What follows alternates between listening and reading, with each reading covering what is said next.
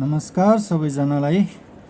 आज म bachelor in civil engineering को 7 सेमेस्टरको म आज हाइड्रो पावर सब्जेक्टको आज म च्याप्टर नम्बर 2 को यो म इम्पोर्टेन्ट न्युमेरिकल लिएर उपस्थित भएको छु। यो हाम्रो पावर पोटेन्शियल वाला च्याप्टर हो। यसमा यो 2017 मा सोधेको यो क्वेशन हाम्रो 2000 पूर्वाञ्चल युनिभर्सिटीको 2017 मा चान्स एक्जाममा सोधेको क्वेशन हो हैन। क्वेशनले के भनेको छ हेरौँ है त। Mean monthly flow of Nepalese river is given below. Month र फ्लो दिएको छ। जनवरी, फरवरी, मार्च यिनीहरू सबै दिएको छ अनि फ्लो दिएको छ। अनि भनेको चाहिँ के छ भने effective head and overall efficiency of the plant are 100 metre and 85 respectively. Effective head भनेको एचलाई हामीले रिप्रेजेन्ट गर्छौँ एचले। ओभरअल इफिसियन्सी दिएको छ र 85% अनि based on this data effective head and overall efficiency of the plant are 100 meter and 85% हैन respectively and can be assumed constant based on this data. How do you determine the install capacity of such plant? यस्तो plant को हामी install capacity हाम्रो निकाल्छौँ हैन। Install capacity हामीलाई निकाल्न भनेको छ if the design discharge of the plant is set to 1000 meter cube. Design discharge 1000 meter cube per second छ भने हाम्रो एनुअल फर्म र सेकेन्डरी एनर्जी निकाल्न भनेको छ। त यसको लागि हामीले के गर्छौँ गिभन डाटा पहिला लेख्छौँ। ओभरअल इफिसियन्सी हाम्रो 85% लाई मैले 85/100 गर्यो भने के हुन्छ 0.85 आउँछ। इफेक्टिभ हेड हाम्रो 100 मिटर दिएको छ। अनि हामीले पावरको इन्स्टलेसन क्यापासिटीलाई नै के भन्छ त पावर भनिन्छ हैन। पावरको फर्मुला हाम्रो के हुन्छ भने n gamma q into h। यहाँ n भनेको इफिसियन्सी हो। इफिसियन्सी 85% छ त 85/100 गर्यो भने 0.85 हुन्छ। यो गामा भनेको हाम्रो युनिट वेट 9.81 हुन्छ। यो q भनेको डिस्चार्ज हो। डिस्चार्ज हाम्रो 100 दिएको छ। सरी q भनेको डिस्चार्ज हाम्रो यहाँ दिएको छैन। अनि h भनेको हेड हुन्छ हाम्रो। अब हेड हाम्रो 100 दिएको छ। 100 मैले हालेँ। अब मन्थ फ्लो डेज यो टेबल बनाउनु पर्छ हामीले हैन। अनि हाम्रो निस्किन्छ र मन्थ हामीले र फ्लो हामीले जे दिएको थियो त्यही सारे। अनि डेज जुन थियो यो डेज याद गर्नुपर्छ कि जनवरीमा 31 डेज हुन्छ, फरवरीमा 28 डेज हुन्छ। यो सबै यादै गर्नुपर्छ हामीले हैन। पावर अब पावरको यो पावर हाम्रो निकाल्नको लागि एउटा मैले फर्मुला बनाइसकेको छु 981.85 क्यू। अब यो क्यू को भ्यालु चेन्ज गर्दै जाने हैन। जनवरीमा पावर निकाल्नको लागि यो क्यू को ठाउँमा के राख्ने 199। त 199 इन्टु यो गर्यो भने हाम्रो यति आउँछ 195,388.15। नेक्स्ट टाइम हाम्रो फरवरीमा के छ क्यू को ठाउँमा के राख्छौँ 125 अनि यो भ्यालु आउँछ। सबैमा त्यस्तै क्यू को भ्यालु हामी डिफ्रेन्ट राख्दै जाने अनि भ्यालु आउँछ। अनि एनर्जी भनेको के हुन्छ त हामीलाई फर्मुला एनर्जी भनेको पावर इन्टु टाइम हुन्छ हैन। पावर इन्टु टाइम हामीलाई थाहा छ नि फिजिक्समा हामीले 9-10 मा पढेको होला। वर्क एनर्जी थ्योरममा power is equal to work done by time taken हुन्छ हैन। त वर्क डन भनेको एनर्जी नै हो बाई टाइम। त एनर्जी भनेको के हुन्छ पावर इन्टु टाइम हुन्छ हैन।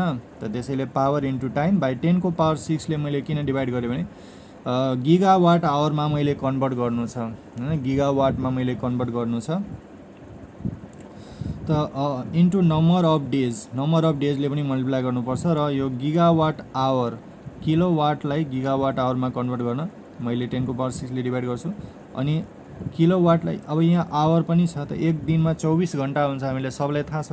नम्बर अफ डेज अब हामीले यो 31 हाल्नुपर्छ। जनवरीको लागि निकाल्दैछौँ भने पावर हामीले यो हाल्नुपर्छ 195,388.15 into 24 into number of days 31 हाल्छु यति आउँछ। त्यस्तै जनवरीमा हामीले पावर कति हाल्छौँ फरवरीमा पावर कति हाल्छौँ यो पावरको ठाउँमा हामीले कति हाल्छौँ यो भ्यालु 122 यति 122,731.25 into 24 into number of days कति छ 28/10 को पावर 6 गरेर 82.47। सबैलाई सेम तरिकाले जानुपर्छ हामीले। अनि हाम्रो टोटल एनर्जी आउँछ 7573.08 आउँछ हैन।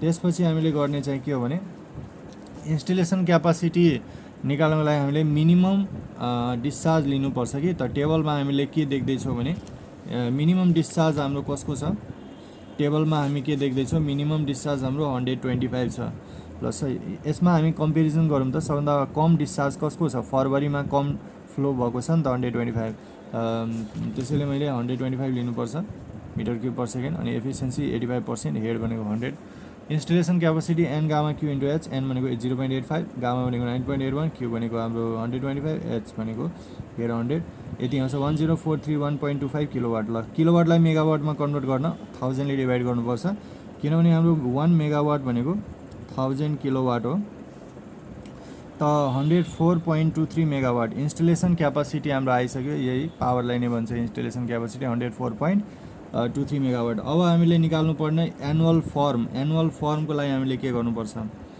एनुअल फर्मको लागि हाम्रो पावर के छ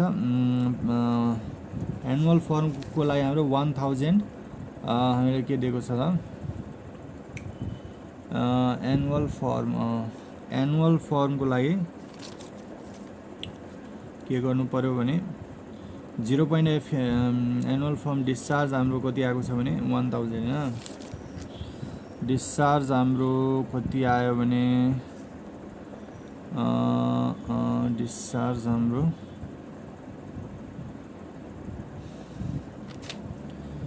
0.85 अनि गामा भनेको 9.81 अनि हेड भनेको 100 हुन्छ अनि डिस्चार्ज भनेको हाम्रो एनुअल भनेको 1 वर्षको लागि हाम्रो निकाल्नु पर्ने हो 1000 हाम्रो हुन्छ हैन अनि यहाँबाट गरेर हाम्रो 83350 किलोवाट भयो हैन किलोवाटमा कन्भर्ट गरेको छु त्यसैले 1000 ले गरेको छ हैन किलोवाट अनि एनुअल फर्म एनर्जी भनेको के हुन्छ पावर इन्टु 24 इन्टु 365 हुन्छ हैन पावर इन्टु त्यो इन्टु 365 हुन्छ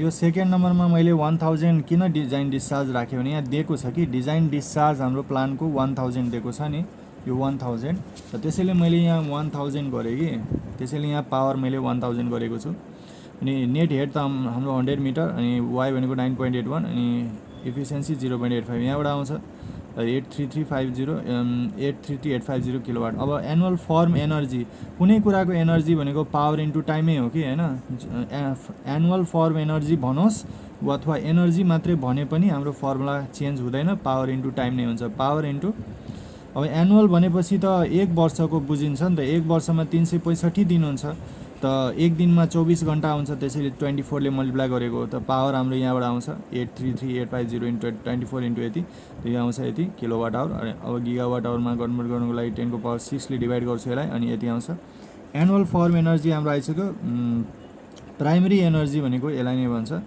टोटल एनर्जी भनेको हाम्रो 75 यहाँ हाम्रो आएको छ 7573.08 अनि सेकेन्डरी एनर्जी पनि हामीलाई निकाल्न भनेको छ क्वेशनमा सेकेन्डरी एनर्जीको फर्मुला के हुन्छ हाम्रो total energy minus primary energy हैन त यो आउँछ 7573.08 बाट मैले यो घटाउनु पर्छ 7304.5 to 268.56 मेगावाट सेकेन्डरी एनर्जी हाम्रो आइसक्यो हैन त हाम्रो गर्नुपर्ने चाहिँ यसमा यति नै हो यो चाहिँ हाम्रो एनुअल फर्म र सेकेन्डरी एनर्जी बनेको छ इन्स्टलेसन क्यापासिटी पनि आइसकेको छ हस्त साथीहरु यो भिडियो चाहिँ सक्यो नेक्स्ट भिडियोमा अर्को टाइपको क्वेशन लिएर उपस्थित हुने नै छु तबसम्मको लागि गुड बाइ टेक केयर